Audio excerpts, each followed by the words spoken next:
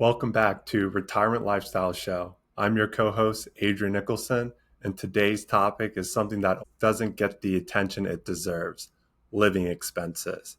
And when it comes to your finances, sometimes market drops, negative market environments may seem like the biggest threat to your finances, your wealth, your investment, or your portfolio. But rising living expenses often do more damage to it. So, in this episode, we'll break down the biggest reoccurring costs, share some real numbers, and I got some stats for you. And most importantly, practical tips to stay in control of your spending without feeling restricted. So, we're going to jump right into number one, which is housing costs. So, the US Bureau of Labor Statistics says housing is the largest expense, especially for people who are retired. And this cost is averaging around 34% of a person's spending, which is a huge number. So, this is the first one that I want to start with and just give some practical and actionable tips to help you manage this, plan for this, and overall be more successful in the future when it comes to managing your expenses. So, number one, if you're a homeowner, the easy one to look at right away would be your home insurance, or shop around to see if you can find a better rate, whether it's on your mortgage or anything else that's related financially to your housing or your mortgage or your home costs. So if you want to stay where you are right now, look into your homeowner's insurance, shop around for better rates, and see what else is out there if you want to stay in the area or stay in your home right now. If you're considering moving, one of the biggest things that you'll see or look at to help reduce or manage your housing costs for your living expenses is downsizing. Moving into a smaller home can help reduce costs such as maintenance or repairs. So that's definitely the biggest one. And sometimes that could also lower some taxes that are also associated with your home as well. So that's number one for as far as the tips I would give. If you're looking at relocating to a lower cost of living state or state where housing is more affordable as well, that could also be a good idea. So I pulled some stats and numbers from you, which I think is interesting, where I was looking at what areas have the lowest cost of living and also are the most affordable when it comes to housing. So I also looked on the higher end as well, which ones are the most expensive areas where it comes to cost of living or housing affordability. So the most expensive areas where it comes to cost of living and housing affordability is California and New Jersey. They are the most expensive when it comes to cost of living and housing affordability. The places that are the most affordable when it comes to cost of living and housing affordability is Arkansas and Mississippi.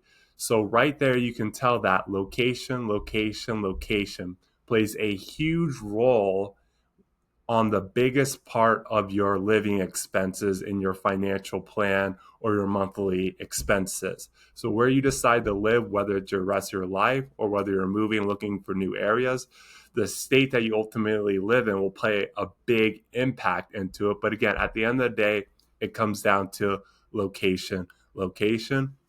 And I also thought it was fun just to look at Virginia to see where it ranks as well. Virginia is more in the middle of the pack, more towards the upper end where it comes to the higher cost of living and housing affordability. But ultimately, Virginia falls in the middle of the pack. And my last tip for how to manage your housing costs and what tips that you have, and I'm going to refer all of our listeners or viewers to episode 160. This is our reverse mortgage episode. And I don't want to go too deep into it because it can be a complex topic, but you could look into this or go back and listen to this episode. Reverse mortgages could be an area that you look into depending on your age to help manage your housing costs in the future for a long-term cash flow strategy. The next expense that we're going to move into, which is another big one, is healthcare. A financial institution survey estimated that a healthy 65-year-old couple retiring in 2024 can expect to spend over $351,000 on healthcare in retirement, which is a huge number. And this number doesn't even include the long-term care, dental, vision, or hearing. So that is a huge number that you have to plan for and be ready for, because again, that can really impact your plan and can be a big cost for you to take care of right away.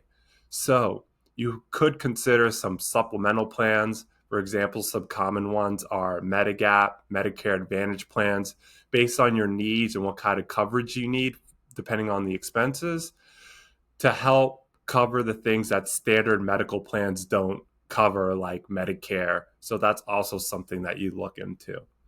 If you're still working and still eligible, maybe you look into a health savings account.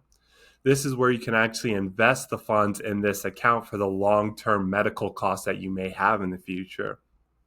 So you can use health savings account funds at any age, depending if it's for a qualified medical expense. So if you're still working and eligible, you may look to see if a health savings account is right for you, because one of the biggest things people say about health savings account is that it is only a triple tax advantage account. So health savings accounts are sometimes referred to a triple tax advantage account.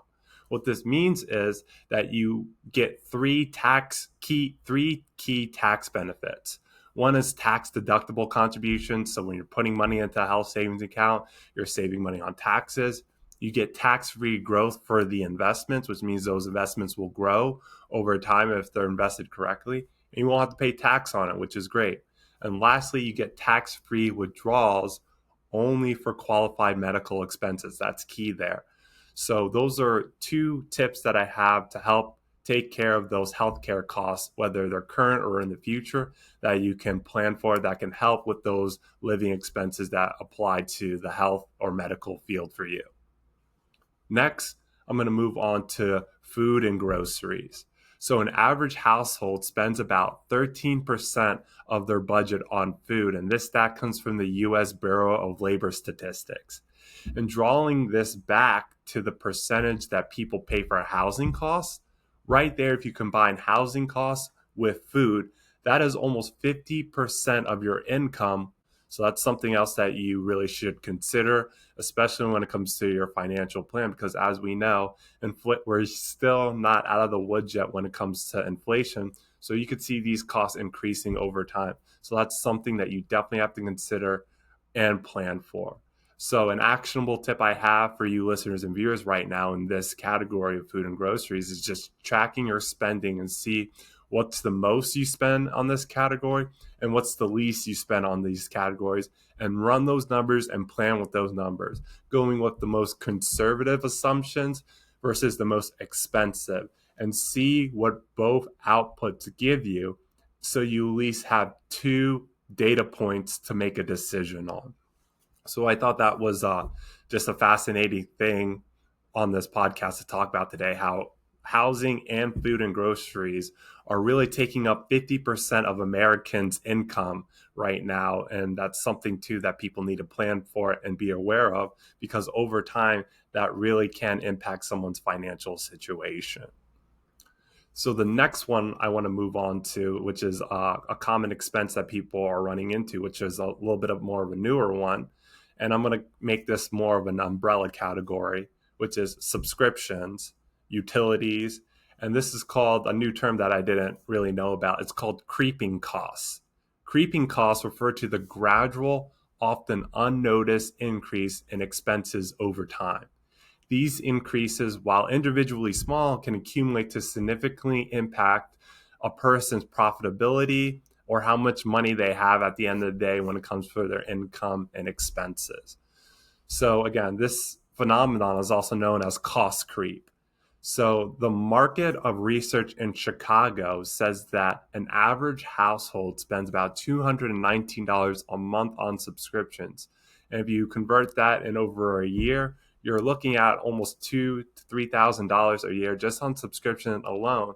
And a funny thing that they did find, the market research of Chicago, is that many of these subscriptions go unused. So people are pretty much wasting money away on subscriptions that they don't even use. For utilities, it's about $200 to $300 a month, depending on the region and your home size. So that's something too that you need to be aware of. If you have an opportunity to bundle any utilities or services or platforms to get a lower cost, that's definitely something that can help you out. You could also look at reviewing your credit card and bank statements as well, just to see what are the reoccurring charges on a monthly basis, which ones are we using and which ones are we not using that we can just cancel right away. The last category I have, which sometimes is some people's favorite category, is travel. And as we know, discretionary spending like travel can easily eat into 10 to 15% of your income, especially in those early retirement years where you just got done working to retirement. Maybe you want to travel more, check some things off that your list that you never had time for where you're working, or let's just say you're in a different stage in your life where you just graduated school. Before you want to enter the workforce, you want to just travel more. Again, this is something that could be very expensive, or an expense that is a little bit more recurring in those years that you should plan for, because travel is often the most enjoyable part of life, getting to see different places, new experiences. So it should be planned for. So tip number one I have is something that I actually ran into and didn't know about because I traveled recently, because it's the summertime, is number one, get a real ID. That's something too that when I was trying to board a plane, they said your ID doesn't have a star on it. But luckily I had my passport, which helped me get on that flight and not miss my trip that I had planned. So that is number one for our listeners and viewers. If you're planning on traveling via plane right now, that is a roadblock that you can run into. Second, travel rewards as well are a great way for you to fund your travel plans. If you have those built up, utilize them as well. That's something too that can help with years where travel is very up there as far as an expense. And maybe look at traveling off peak travel years as well, where sometimes there's certain areas internationally or domestically that you can find flights, hotels. A lot of that stuff can be very expensive, but if you wait another month or two or plan at a different time of year, you can significantly reduce that travel cost. So again, like the food and grocery tip I gave earlier, think about what's the most that you would spend on travel in a given year or month, and what's the least amount that you would do in a month or a year, and run both those scenarios on a year in, year out basis. What's the least I'd spend on travel? What's the most I spend on travel? And see how that impacts your financial plan. If it doesn't really impact it and that travel numbers that you use for the high and low end, great. But if you see numbers that you don't like, it can really start honing you in and seeing which areas or what allocation I can do to travel that won't significantly impact my lifestyle.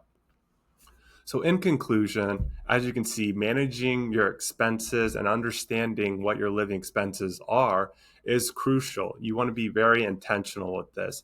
And small changes in just one or two categories can be a huge impact over time.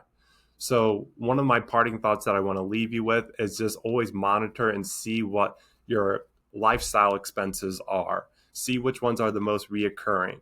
See what are months or years where you spent the most in one category and which ones are you spent the least.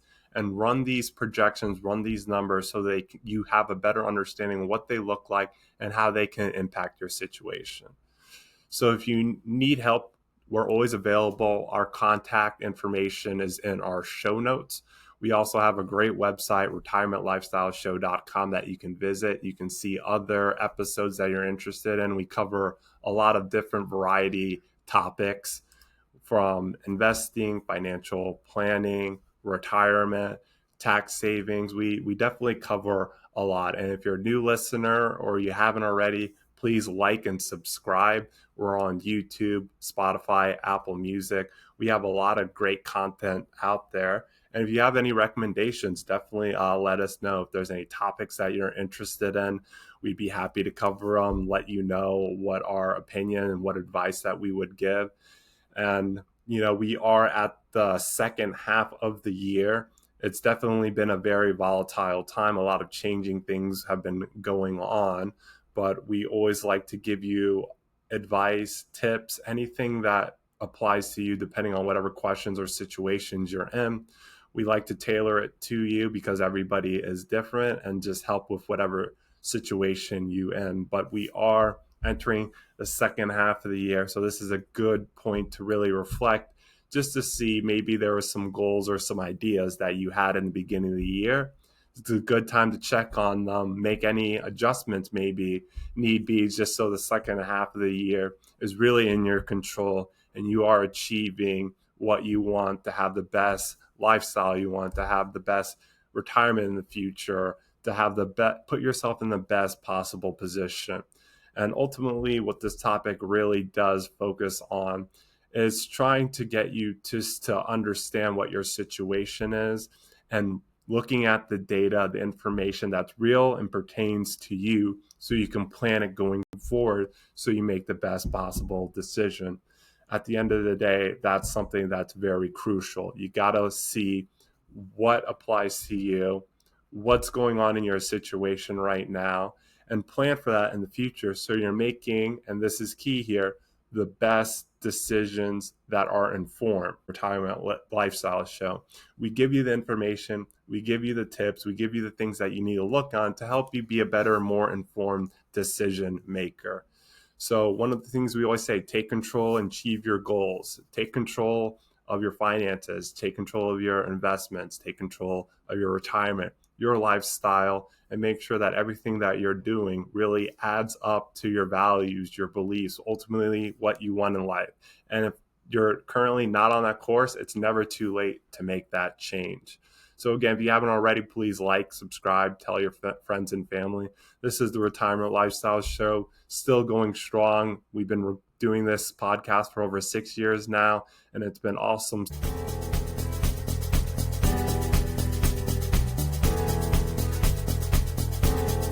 Schedule a conversation with Roshan, Adrian, or Eric today at retirementlifestyleshow.com. Roshan and Eric are certified financial planner practitioners. They, along with Adrian, are investment advisor representatives and serve clients across the U.S. with financial planning and investment advice through Arete Wealth. If you found this show helpful, gained knowledge, or enjoyed the time you spent with us, tell your friends and leave us a 5-star review. This will help others discover the show. To access our show notes, to download any of the tools mentioned in today's podcast, to ask us a question, or to schedule a conversation, go to retirementlifestyleshow.com. All opinions expressed by podcast hosts and guests are solely their own. While based on information they believe is reliable, neither Arete Wealth nor its affiliates warrants its completeness or accuracy, nor do their opinions reflect the opinion of Arete Wealth. This podcast is for general informational purposes only and should not be regarded as specific advice or recommendations for any individual. Before making any decisions, consult a professional. The show hosts offer investment advice through Arete Wealth Advisors, LLC, an SEC-registered investment advisor, and securities through Arete Wealth Management, LLC, member FINRA, SIPC, and NFA. Finally, our music is The Chance by Jason Shaw and Audionautics. It's part of the YouTube audio library, and it's licensed under a Creative Commons license. I am Ray Voices. Thank you for listening.